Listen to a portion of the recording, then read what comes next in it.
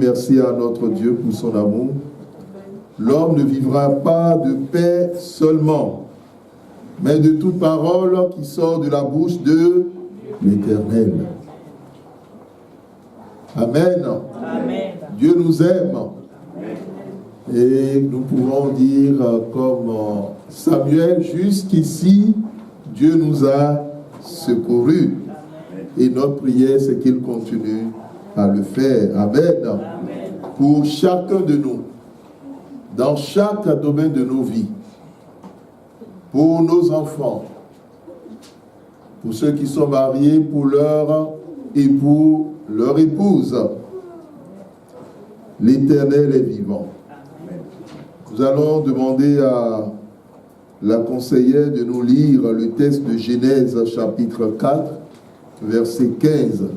Dieu a une bonne nourriture à te donner en ce premier dimanche de l'année 2016.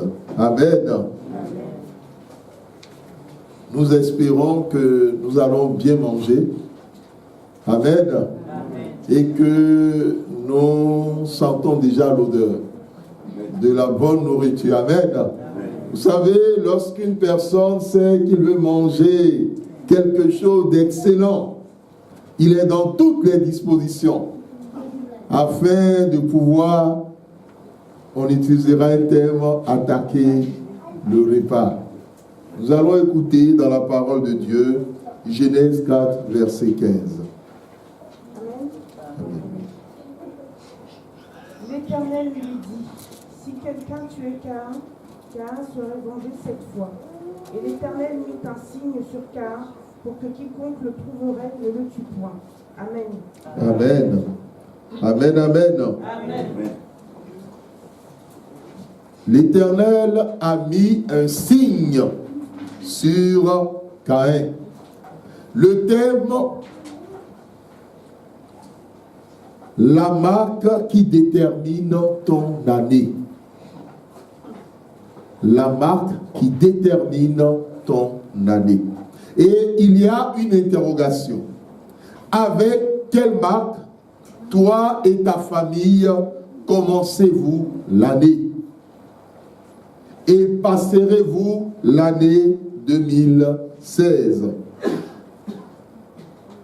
Il y a une réponse. Vaincre la marque satanique ou démoniaque. En introduction, nous disons que par l'œuvre de la mort et de la résurrection de Jésus-Christ, Dieu a brisé le sceau, voire la marque de la malédiction, de la souffrance, de la misère, de la pauvreté et de la mort qui jalonnait la vie humaine, y compris notre vie à nous tous. C'est une grâce spéciale que Dieu fait à tous ceux qui deviennent son enfant, la grâce d'entrer dans une nouvelle dimension de la foi, une nouvelle dimension de la prière. Et nous rappelons ce qui a été dit le 31, précisément le 1er janvier, lors du culte de l'enveille, que Dieu a choisi pour cette année le thème de la foi. Donc nous parlerons de ce thème durant toute l'année. Dieu veut t'amener à une autre dimension.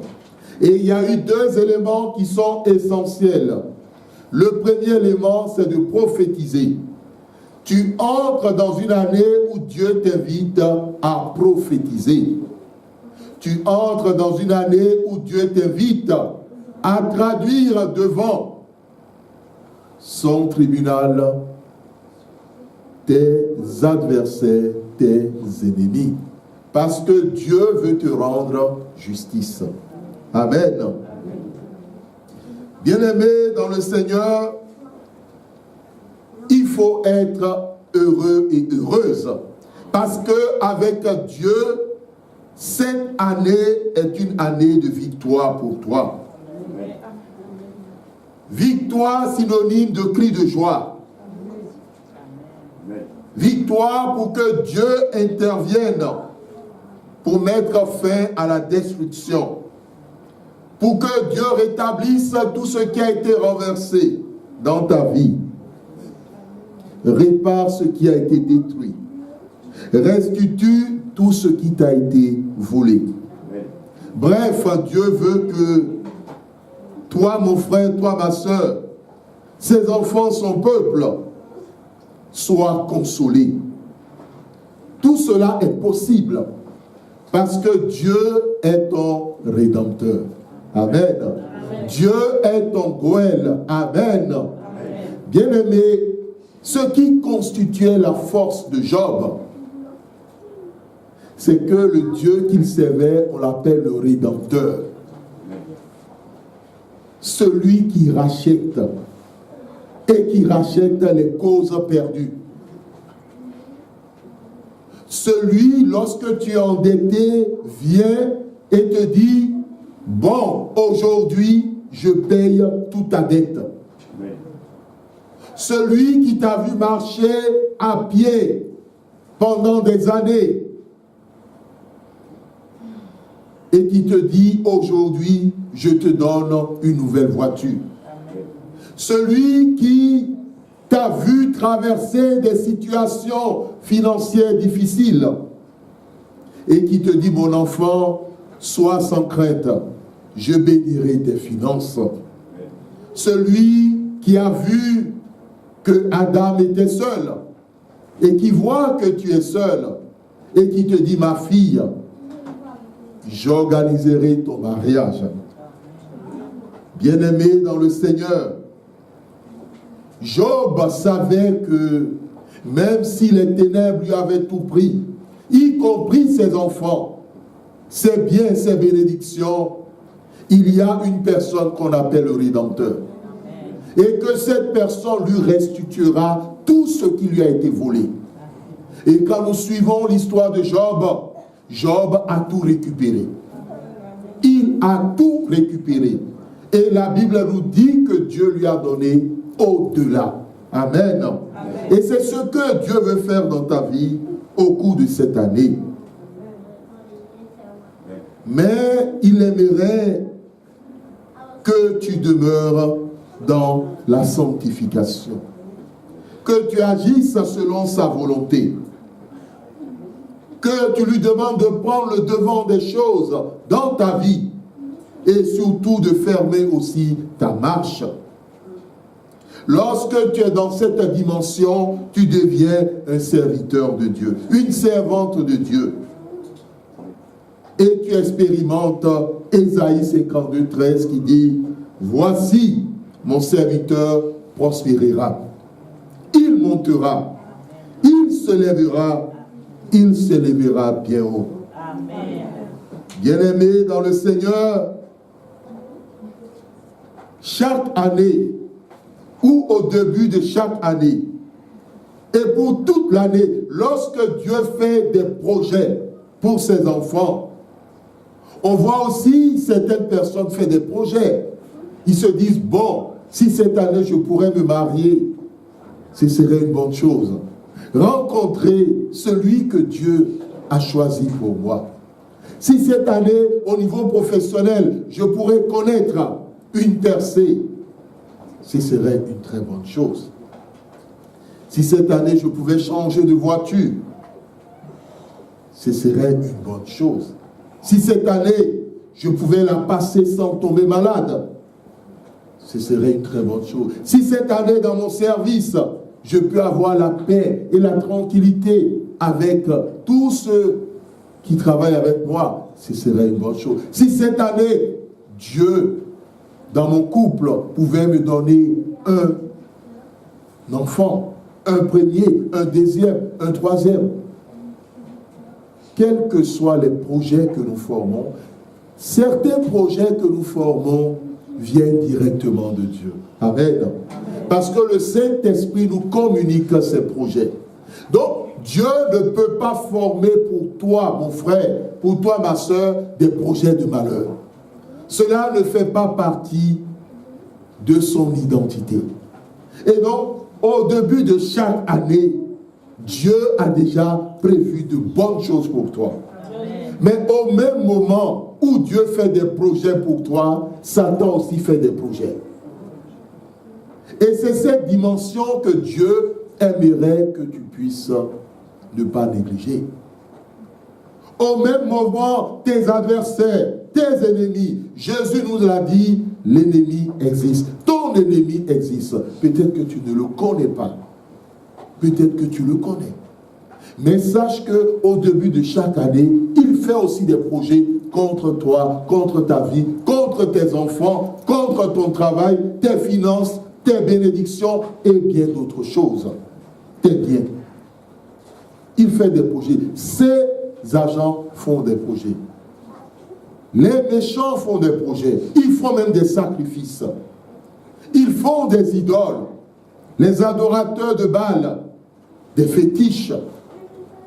Pendant le temps de la prière d'introduction, nous avons vu une forme géante et immonde, humaine, mais qui n'avait rien à faire. C'est des formes géantes que l'on retrouve dans certains restaurants asiatiques de Bouddha. Immonde, qui n'a ni forme. J'ai dit, mais qu'est-ce que cette entité cherche? Bien-aimé dans le Seigneur, tu ne dois pas ignorer la force des adversaires, des adorateurs de Baal, qui passent leur temps à faire des sacrifices. Vous voyez, au début de l'année, ou quelquefois à la fin de l'année, pourquoi est-ce que Dieu nous demande de lui rendre grâce? C'est pour tout ce qu'il a fait pour nous. Nous rendons grâce. Mais de l'autre côté, eux, ils font autre chose. Ils font des sacrifices. Pas des sacrifices d'action de grâce, mais des sacrifices pour nuire. Des sacrifices pour qu'une personne, en un jour donné, en un mois donné, puisse rencontrer soit des problèmes de santé, ou puisse rencontrer des problèmes sur le plan professionnel, ou puisse rencontrer des problèmes par rapport à un accident, ou puisse être confronté à une situation rocambolesque, et vice-versa. Bien-aimés, il se lève pour détruire les couples, pour détruire des vies, des foyers, des églises, des chrétiens, pour influencer les décisions des autorités politiques. Il est temps que tu te lèves pour demander à Dieu d'entrer dans le sanctuaire de ces agents des ténèbres et de les frapper par son épée et qu'aucun d'eux ne sorte. D'autre part, il est temps que l'armée de Dieu intervienne pour renverser la maison de Baal, pour tirer les statuettes dehors, pour les brûler et pour les sortir de ta vie, de la vie de ta famille, de ton couple, de ta vie professionnelle, du milieu de ton enfant ou de tes enfants, de ta vie spirituelle, financière, matrimoniale. Lorsque je suis rentré après le culte du premier, au moment où je voulais entrer dans mon appartement, Dieu me dit la marque. La marque. Il dit, Seigneur, qu'est-ce que cela veut dire? Il dit, c'est le premier thème que tu donneras à mon peuple. Bien-aimé, qu'est-ce qu'une marque? Il y a différentes définitions. Mais sachons que le Larousse nous dit qu'une marque est une trace, un signe. Donc une trace ou un signe qui sert à repérer quelque chose. Caïn pourrait être repéré par le signe que Dieu a mis sur lui. L'ange de destruction dans Exode, lorsqu'il entre en Égypte, il y a des maisons dans lesquelles il ne pourra pas entrer. Parce qu'il y avait une marque, un signe distinctif, à savoir le sang de l'agneau. Amen. Qui a été mis au niveau des linteaux et au niveau des poteaux. La Bible dit que lorsque le destructeur passera et il verra cela, il n'entrera pas. Amen. Mais sachons que l'ennemi peut mettre un appartement, une maison sous son sceau. Parce que le chrétien n'a pas demandé la marque de Dieu, le sceau de Dieu sur son appartement ou sur sa maison. Alors l'ennemi peut entrer comme il veut. Bien-aimé dans le Seigneur, la marque, c'est une trace de contact, une empreinte laissée par un corps sur un autre. C'est aussi une trace laissée sur le corps par un coup, un choc, un objet ou autre chose. Cela peut être un objet tranchant ou brûlant. La marque, c'est une tache, trace d'origine quelconque sur le corps, indice, témoignage qui permet d'identifier ou d'attester quelque chose. Bien-aimé, dans le domaine commercial, la marque est un signe distinctif qui permet au consommateur de distinguer le produit, le service d'une entreprise. Il y a certaines personnes, quand ils entrent dans un supermarché, ils savent quel type de produit ils doivent prendre. Parce qu'ils se disent, telle marque, vraiment, ils font de bons produits. Je ne vais pas choisir telle marque ou telle marque, je choisirai plutôt telle marque. Je ne vais pas choisir Ariel pour faire ma lessive. Amen. D'autres diront, non, j'utilisais Omo au départ. Non, maintenant je change. Amen, amen. Donc on choisit, le consommateur choisit en fonction de la qualité du produit. Amen. En fonction de la marque. Parce que derrière la qualité, il y a la marque. C'est comme aussi les poulets. Les gens ne mangent pas n'importe quel poulet.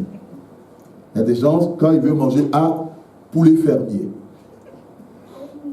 ils ne veulent pas les poulets qui ont été engraissés. Ils veulent les poulets qui ont passé le temps à l'air libre. Là, c'est bon pour la santé. Au lieu d'emmagasiner des choses dans l'organisme sans savoir exactement tout ce qu'on a donné à ces poulets, soit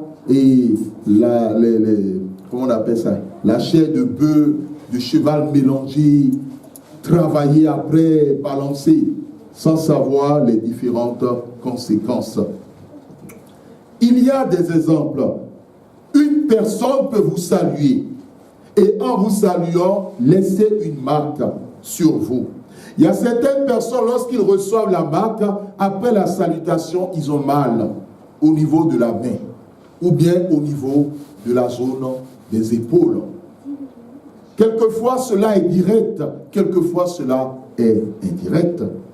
Il y a des personnes, à leur réveil, ils constatent des traces à des endroits X ou Y de leur corps. Ce sont des marques qui ont été laissées pendant la nuit par leurs ennemis. Il y a des personnes, lorsqu'ils accomplissent une activité domestique, ils prennent toutes les différentes mesures de sécurité pour ne pas se blesser, mais finalement, le couteau les tranche quand même, afin que le sang puisse être versé et que une marque y reste. Il y a des personnes, lorsqu'ils vont chez le coiffeur, où on dira les coiffeurs sataniques, ces coiffeurs font exprès de les blesser, afin de pouvoir recueillir le sang. L'essentiel que la marque soit laissée. Il y a des personnes, lorsqu'ils ne connaissaient pas le Seigneur, ils ont reçu des marques qu'on appelle des incisions sur un endroit X ou Y de leur corps. Et enfin, il y a ce qu'on appelle les marques de naissance. Il y a des enfants qui naissent avec des marques à des endroits X ou Y de leur corps. Mais la véritable question, est-ce que le père et la mère a demandé à Dieu, Seigneur, quel est le sens de cette marque sur leur fille ou sur leur fils? Bien-aimé dans le Seigneur, si l'Éternel te parle de la question de la marque, c'est pour te dire que c'est une œuvre que l'ennemi aujourd'hui utilise et souvent les premiers jours de l'année. Lorsque l'ennemi laisse une marque sur ta vie, c'est pour mettre en place une destinée parallèle, pour influencer ta destinée. Lorsqu'il met en place une marque sur quelque endroit de ta vie, bien-aimé, c'est pour que, à un moment donné, nous l'avons dit tout à l'heure, de l'année, du mois ou du jour, tu sois confronté à des situations qui ne font pas partie du plan de Dieu pour ta vie. Des situations de désolation, des situations de souffrance, des situations de maladie, des situations d'échec que tu peux ne pas t'expliquer pour dire mais c'est pas possible. Mais l'ennemi a travaillé dès le départ. Lorsque nous avons quitté le lieu de culte le 1er janvier, j'ai reçu la bénédiction de Dieu et j'ai demandé à Dieu de me bénir. Donc je rentrais chez moi chargé de bénédiction. Et il y a eu une situation. Et par rapport à ces situations, il y avait un groupe de jeunes. Ils ont lancé, je ne sais pas quel type, mais ce n'était pas des pierres, sur le pare-brise. J'ai garé la voiture. Et le monsieur, tout excité, il vient dans le sens de quelqu'un qui veut se battre. Et je lui dis, vous savez, il faut connaître la loi. Hein. Je lui ai dit, est-ce que tu veux que j'appelle la police? C'est la question que je lui ai posée. Mais ce qui ressortait, quand on voyait dans ses yeux, il y avait une forme d'agressivité. Il dit, que son copain voulait me parler, je n'ai pas écouté. Je dis, mais quelles sont ces histoires-là? Et la personne que lui défendait, celui qui agressait défendait, la personne vient le tenir pour dire non, non, laisse, dans le sens, non, qu'il laisse tomber. Et au moment où il faisait ça, il se retourne encore vers moi, il me tend la main. Donc, dans le sens, il veut coûte que je le salue. Mon esprit m'a dit, mais non, le saluer, c'est donner toutes tes bénédictions.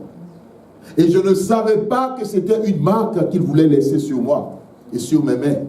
Vous savez que les bénédictions sont liées aux mains, tout comme la vie professionnelle.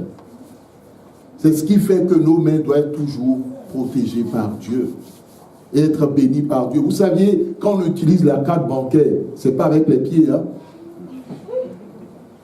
Ça se fait avec les mains. Et quand on appuie les boutons pour valider 200 €, c'est avec les mains, hein? Ce n'est pas avec les pieds. Nos mains ont besoin d'être sanctifiées par Dieu. Et quand on choisit les choses dans les rayons, on l'a déjà vu le 25, dans les supermarchés, ce n'est pas les pieds. Hein? Je ne sais pas si vous êtes tenté avec le pied. C'est avec les mains. 1, 2, 3, 4, même les choses qu'on n'avait pas prévu prendre. Les mains vont en promenade. Les mains vont en promenade pour ramasser, récupérer. Tout se joue avec les mains. Nos mains ont besoin d'être protégées par Dieu. Ont besoin d'être sanctifiées par Dieu. Ont besoin d'être oints par l'onction ou par l'huile d'onction. Afin que ces mains nous aident et que ces mains ne nous conduisent pas dans les dettes ou dans les problèmes ou dans les situations difficiles et délicates. Mais il tendait la main, c'est-à-dire que c'était une insistance. Mais la voix de Dieu me dit, tu ne lui tends pas la main. Je ne le connais pas. Et à quelle heure? Il était 6 heures. 6 heures moins. 6 heures passées. Il était 6 heures passées. J'ai dit, mais je ne peux pas le saluer. Je ne peux pas le faire. Bien-aimé dans le Seigneur, la marque. Et Dieu me disait, il y a eu certaines personnes dans ce monde et parmi les enfants de Dieu où l'ennemi a mis une marque sur leur front, à leur insu. simplement pour les amener au cours de l'année 2016 à vivre des situations cauchemardesques. Mon frère, ma soeur, quelles sont les manifestations de la marque satanique? Les marques sataniques se manifestent de plusieurs façons et à différents niveaux. Elles amènent le chrétien à ne pas se confier totalement à Dieu pour expérimenter les ossements. Vous verrez certains enfants de Dieu, vraiment, quand Dieu regarde dans leur cœur, ils ont la foi de David. Amen. David face à Goliath. Là où tout le monde tremblait, Saül et toute son armée tremblaient, David dit, moi j'irai contre ce Philistin qui a osé insulter l'armée du Dieu vivant. C'est-à-dire, c'est des chrétiens qui ont cette foi, cette audace de la foi, quelles que soient les situations, quelles que soient les difficultés, et ils se disent, ils auront la victoire.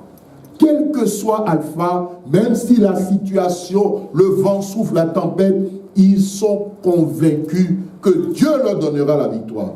Mais quand ces situations se présentent, on a affaire à des peureux.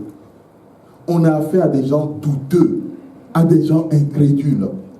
Et à certains moments, certains enfants de Dieu ne comprennent pas ce type d'attitude qu'ils ont. Et ils se disent, mais normalement, je dois avoir la foi.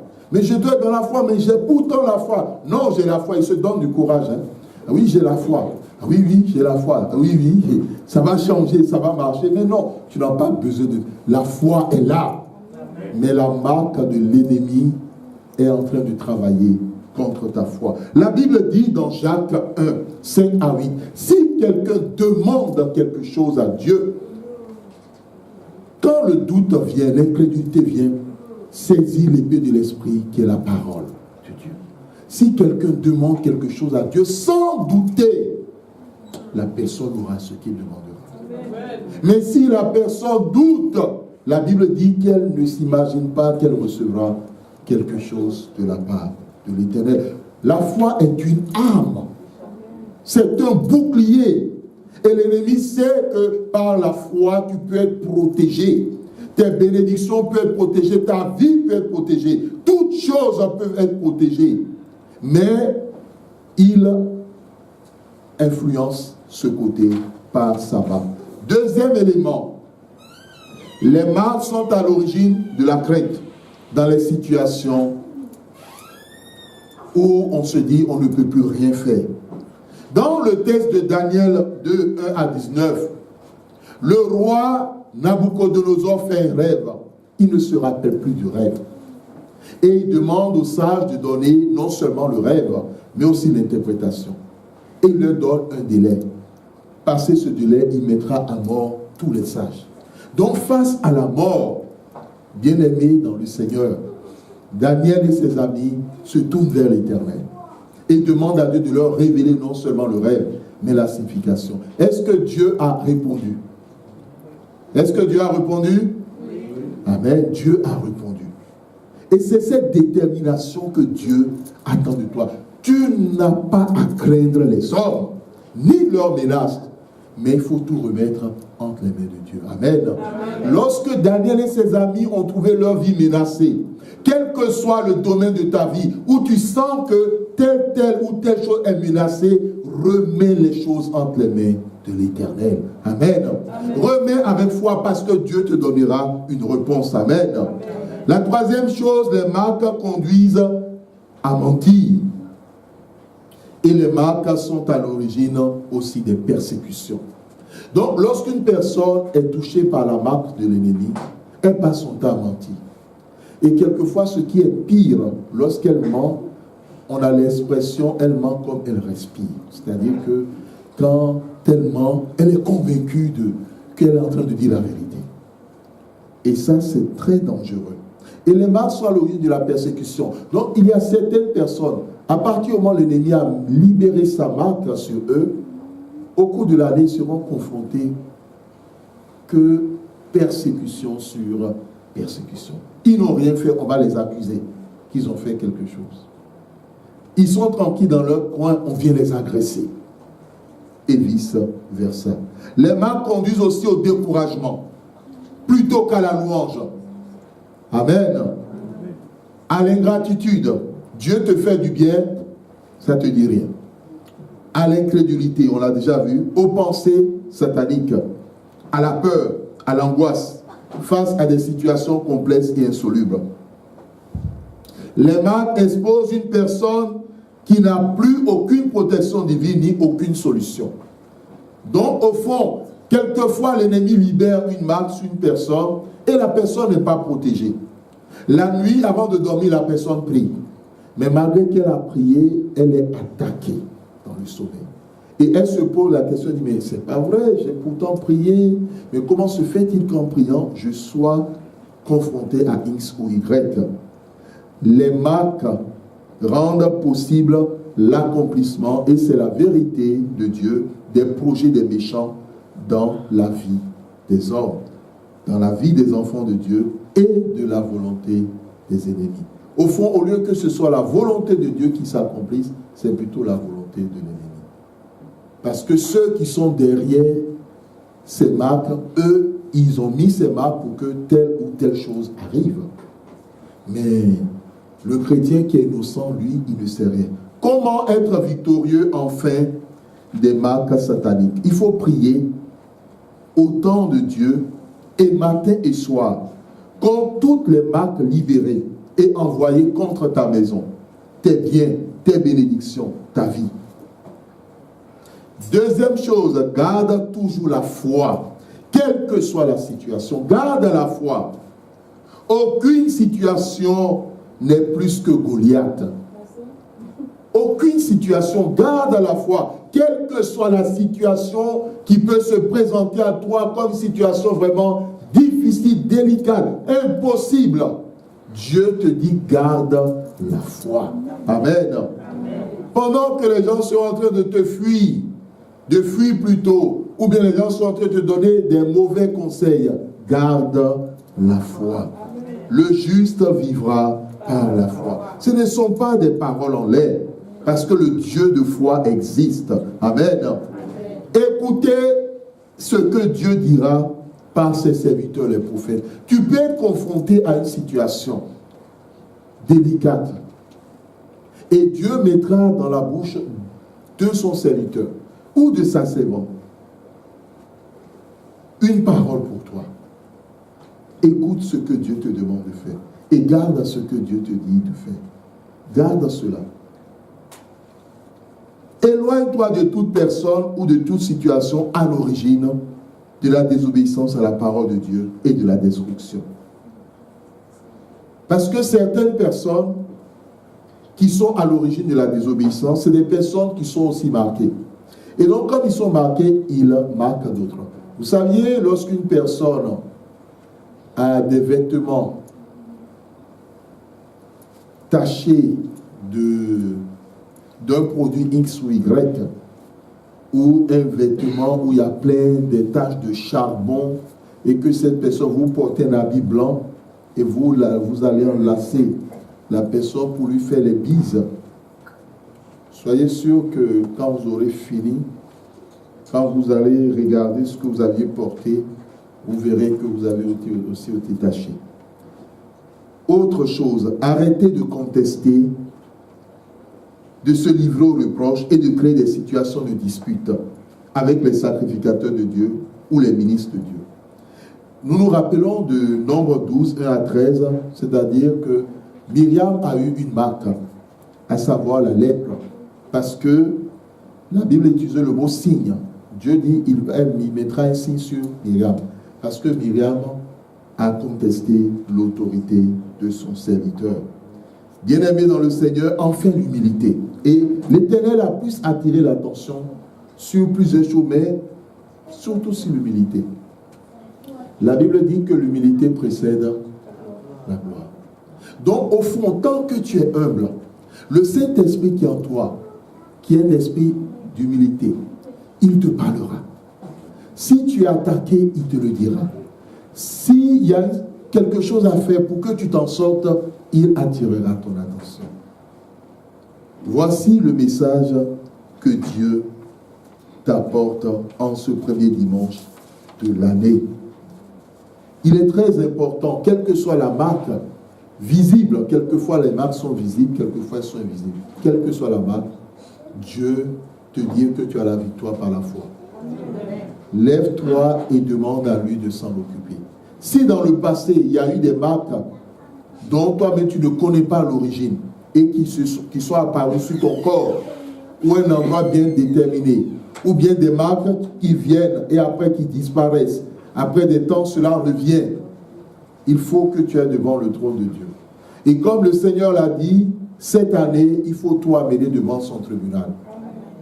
Le livre du séminaire va beaucoup vous aider.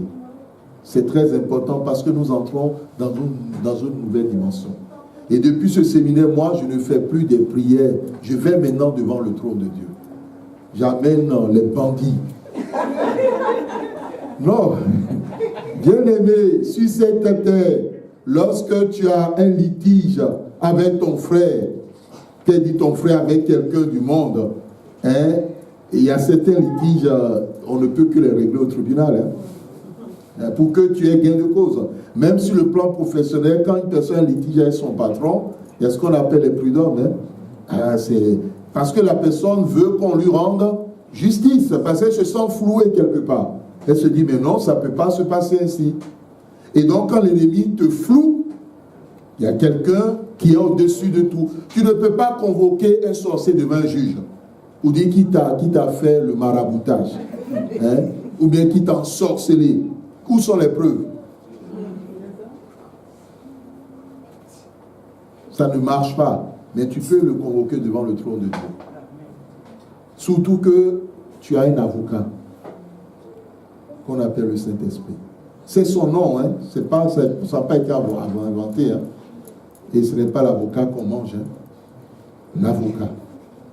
Et dans sa robe, vous voyez les avocats, non? Le Saint-Esprit, mais il est là. Dieu, Jésus dit, il sera ton avocat pour te défendre, pour te secourir. Donc, pour plaider ta cause. Donc, au fond, s'il n'y a pas un problème de tribunal, est-ce qu'il y aurait un avocat? Je ne pense pas. On prend un avocat lorsqu'on veut plaider une affaire. Amen. On a eu le temps, nous-mêmes, pendant longtemps, à plaider nos propres affaires. On n'a même pas la formation d'avocat. On les a plaidés à travers nos prières. Mais Dieu nous dit aujourd'hui, tu as un avocat commis d'office. Tu ne payes rien. Il connaît toutes les affaires. Amen. Il était depuis la création. Il connaît les rouages, il connaît l'affaire Abel contre Caïn. Amen. Il connaît cette affaire. Il connaît toutes les affaires. Il connaît toutes les affaires.